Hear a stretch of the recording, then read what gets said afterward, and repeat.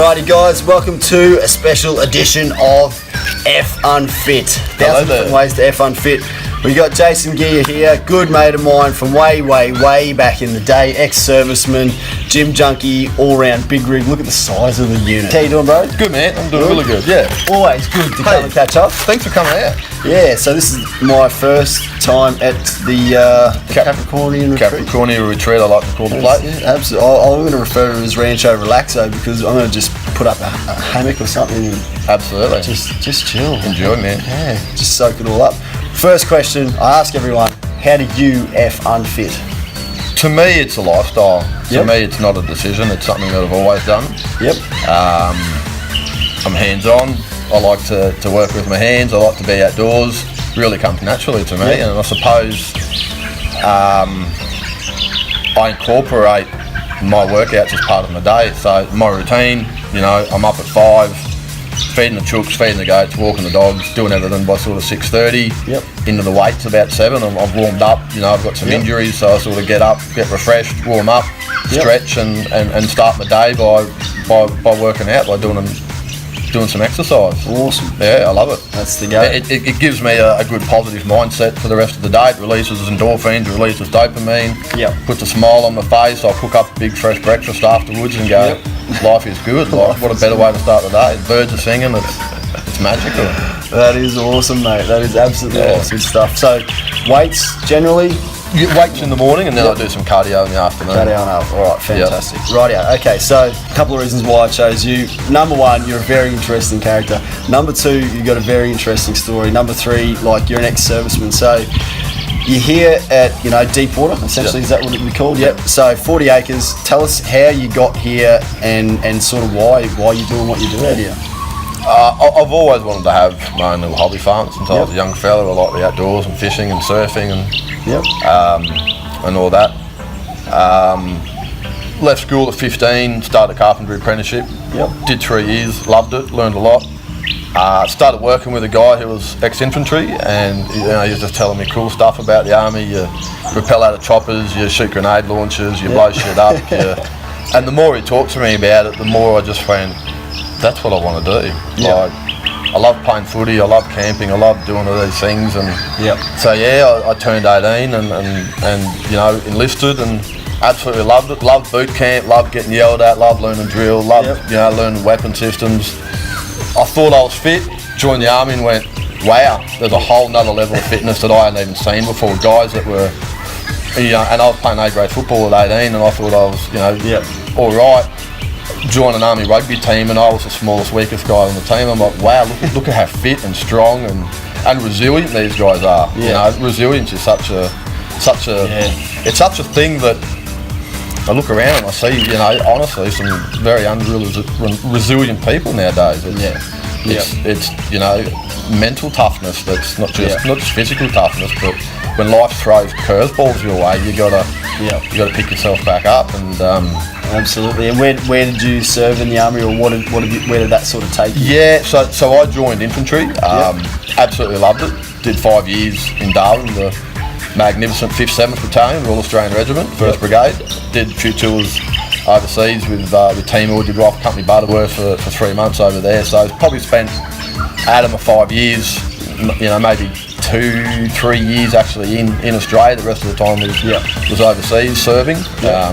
Peacemaking, peacekeeping, doing all the hard yards as infantry does, and after 5 years, I thought, okay, I've done my bit, I've done enough. It's time to move on. So moved back to Bundaberg, got back into carpentry, and after a few years, got into civil construction and started working my way up the ladder. Put myself back through school. You know, did a lot of study, got my Cert 4 in civil supervision, and went on and started studying project management and all the rest, and started running gangs out West Queensland, which was cool. It's hard, saved my coin, and bought this little place. That's right. When did you buy this? 4 years ago. I bought this place, and and what was it? You're telling me it was a it was shed? nothing. It was just a block shed. No power, no water, no sewage. Nothing. There was nothing. It was just a shed in the bush.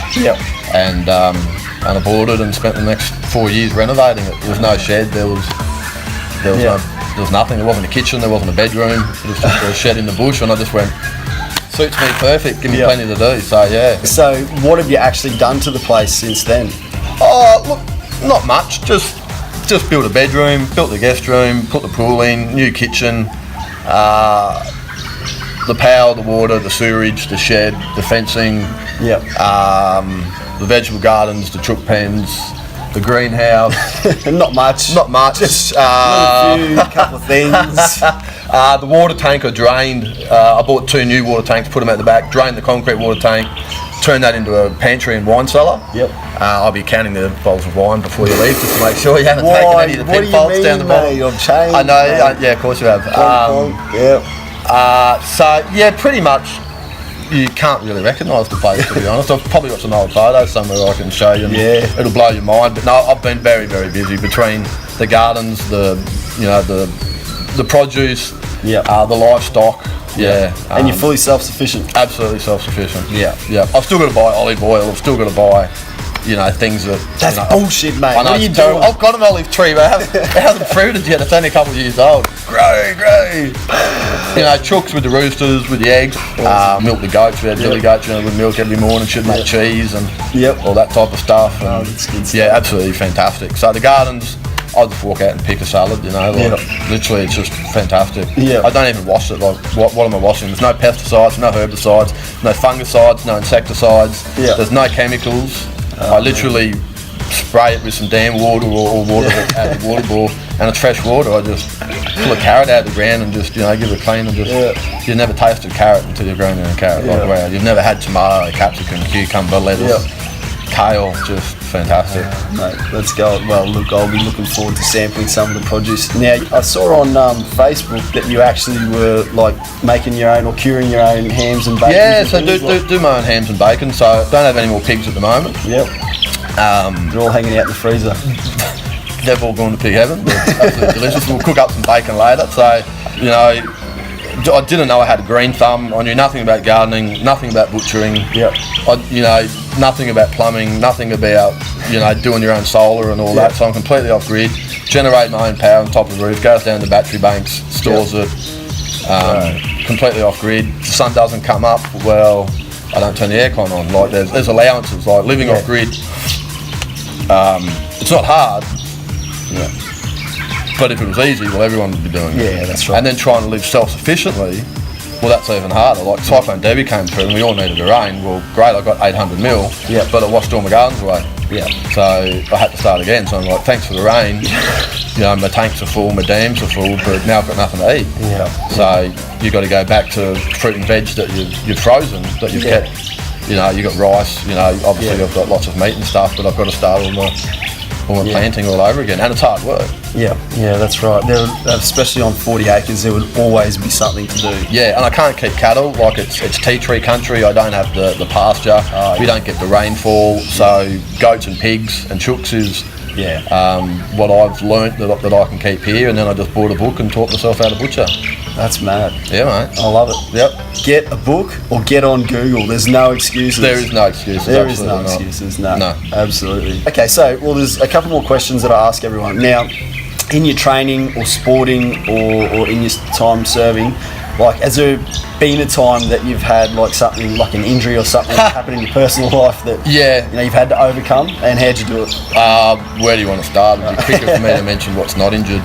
Both knees are the technical word is buggered. There is a longer word, but I've lost all the cartilage in both my knees. I've got a compressed disc in my back. It's a L5S1 disc prolapse. Basically means every time I bend over, even just to tie my shoelaces, I get jarring pain in the back. There's nothing I can do about it. I go to sleep with a sore back, I wake up with a sore back. During the day, as I warm up, it hurts less, but it's always there. It's always sore.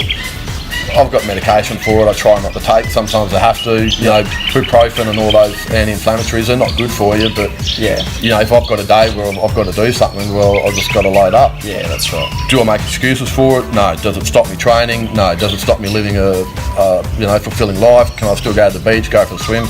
Absolutely. Yeah. Both my shoulders are stuffed. I've got to get surgery in both my shoulders. But I don't let anything make excuses for me. Can I go and bench press 150 kilos or squat 200 kilos or do anything. No. I can't. My bones can't do that. Yeah. But do I need to? One, well, I don't have the ego. I don't need to do it. And two, I know how to train my body with lighter weights and with your own muscle weight, chin-ups, push-ups, all the good fun stuff. Yeah. You can't hurt yourself. Yeah. You've never seen anyone hurt themselves by doing a push-up. Yeah, that's right. That's just ridiculous. Yeah. Two, it costs you absolutely nothing. You can do it anywhere. Yeah. And three, it's just your own body weight. And that's how I train nowadays. That's so good. And that was one of the best things I saw a picture on Facebook where Chase he's got the bar and he's got Besser blocks and that's what he squats. And I was like, that is someone who has no excuses. Like, I don't even need weights, I got Besser blocks. Oh, I'm 110 kilometres from any gym. Yep. I don't have a squat rack. I built my own. Awesome. Yeah, we'll do some squats. Absolutely. All right, epic. Well, let's have a look and see what you got. Absolutely. Let's do it. Squat rack. Get into some of those later on. Hammy curls. So much you can do with a couple of dumbbells. It's not funny. Bench, incline bench, presses, bent over rows, incline presses, flies, hammy curls, leg extensions, leg press, shoulder press, chest press, flies, lat pull downs, whole body. What more do you need? Somewhere over here, the heavy bag was hanging up. It was hanging up here, but actually broke it. And I do a bit of skipping in the afternoons as well. And the exercise bike. Because the back always hurts, my dad gave me this inversion table, which is absolutely awesome. Whack yourself upside down, pulls your spine apart, makes you feel good. We're going to do some chest and shoulders. Very important for me is stretching, one thing I learned in the military, and warming up. Yep. So a lot of stretching, just use your pose, stretch, stretch, stretch. Then we'll start warming up. Push-ups, who doesn't love push-ups? Love push-ups. I use my 8 kilo dumbbells as my push-up bars. Yep. We're going to do a heap of push-ups, warm up our muscles nice and slow. We'll do some presses and then we'll start getting into some heavy stuff. So they're only 30 kilo dumbbells. I can't lift anything too heavy. Doesn't worry me because I don't muck around. I'll do the presses, bang, bang, bang, 8, 10, 12, 15, straight back down. The dumbbells will be over here and then straight into flies. Keeping the tension on the muscle the whole time, keeping the heart rate up. As soon as I'm done then, bang, flies are down, straight in, 20 crunches. Do the crunches, right, I've got 60 seconds off, I can drop my heart rate, walk around, bang, 60 seconds is over, I'm into it again. You should be in and out of the gym in 45 minutes. Absolutely. Why are you checking Facebook? Why 5 minutes, 10 minutes between sets? It's crap. That's right. Keep your heart rate up, get a good intensive workout, then you can cool down, relax. 45 minutes, you're in and out. Who hasn't got 45 minutes every single day to look after themselves? Exactly. You look good, you feel good, you release endorphins, you release dopamine, you're smiling for the rest of the day, you're full of beans. Alright, I'll put on some tunes, we'll get into it. Yeah, mate, no worries. A little bit of Backstreet Boys and Celine Dion. I'm thinking a bit of Britney Spears today. Right, okay, good on I've got a feeling nice Britney Spears, Celine Dion mixtape.